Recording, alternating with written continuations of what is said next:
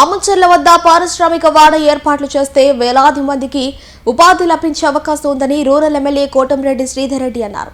అసెంబ్లీలో ఆయన మాట్లాడారు. జిల్లా కేంద్రానికి 8 కిలోమీటర్ల దూరంలో సుమారు 500 ఎకరాల భూమి ఉందని, దీనిపై 2 శాఖల మధ్య వివాదం నడుస్తోందన్నారు.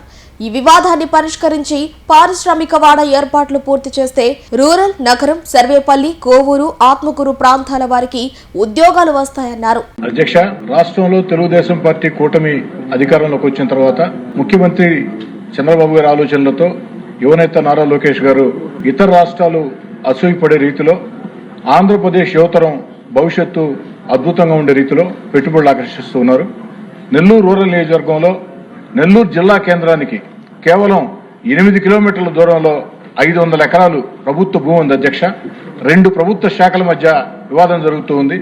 ఈ యొక్క వివాదాన్ని పరిష్కరించి ఆ యొక్క 500 ఎకరాలు పారిశ్రామిక వాడకి కేటాయించి మంచి పరిశ్రమ నెల్లూరు రూరల్కి ఇవ్వాలని, ఈ నెల్లూరు రూరల్లో ఆమంచర్ల వద్ద పరిశ్రమ ఏర్పాటు చేస్తే ఒక్క నెల్లూరు రూరలే కాకుండా నెల్లూరు రూరల్, నెల్లూరు నగరం, సర్వేపల్లి, వెంకటగిరి, ఆత్మకూరు 5 నియోజకవర్గాలకి మధ్యలో అందుబాటులో ఈ యొక్క పరిశ్రమ వస్తే, భారీ పెట్టుబడిగా వస్తే కొన్ని వేల మంది యువత యువకులకి ఉద్యోగాలు వస్తాయి. దయచేసి నా అభ్యర్థాన్ని పరిశీలించి సానుకూలంగా స్పందించాలని ప్రభుత్వానికి, ముఖ్యంగా యువనేత నారా లోకేష్ గారికి కోరుతూ